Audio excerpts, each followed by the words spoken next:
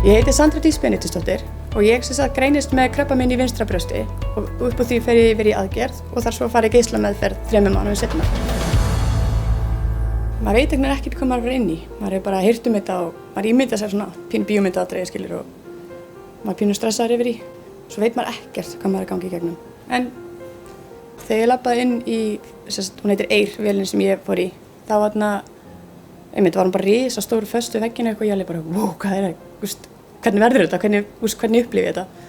En ég var bara, það kenndi manni rosa vel og annað, en ég hefði viljað vita bara svona meira, stressið áður en ég fór í þetta var ógeðslega mikið og komið svona kvíða yfir í hvernig þetta yrði, upplifanlega séð, er þetta ekkert mál?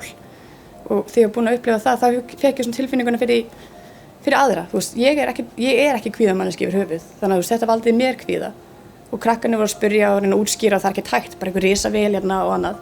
Þannig ég ákvað bara að gera vídeó til að bara leyfa öðrum að vita hvað þau eru að fara inn í og þetta sé ekkert svona flókið. Og bara hópurinn inn er svo yndislegur, þannig að það hjálpa svo til.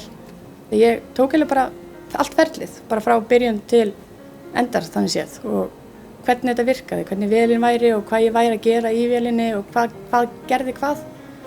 Og svo var það bara eiginlega fyrir einmitt, að róa mig og leyfa öðrum að sjá og skilja og bara róast niður sjálf.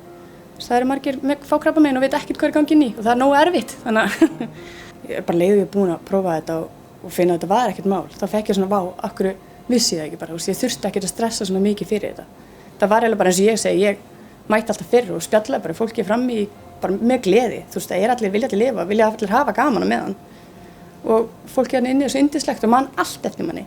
Það spyr mann alltaf næstum að kemur, hvað er að frétta hérna og hvernig gengur og þið líður bara svo til að hitta vini þína. Þetta er svona smá bara me time, engin börn, engin maður, ekki neitt. Gerði þetta í vonum það að þetta myndi kannski hjálpa öðrum að vera ekki stressuð og fyrir upplifuninni sjálfri. Þannig að bara labbar inn, ekki vita þetta neitt. Ég dró mömmu mína með til að róma þess niður. En svo mætir bara fólkið með bros og vör og þetta er yndislegasta hópur sem getur fundið. Þetta bara er þarna fyrir þig. Það er ekkert annað en nema þú þegar mætir.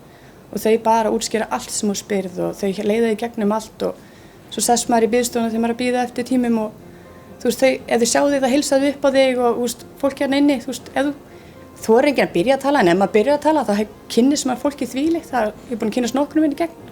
Ég kláraði meðferðinni núna í janúar og ég fekk að vita í febrúar að það er allt farið og ég er bara búin að læra það að meta núið, vera bara núna er ég að upplifa og nú er ég að lifa og ég veit ekki hvernig verður á morgun. Þannig að ég er svolítið meira bara að finna ástina og muna eftir fjölskyldunni og vinum.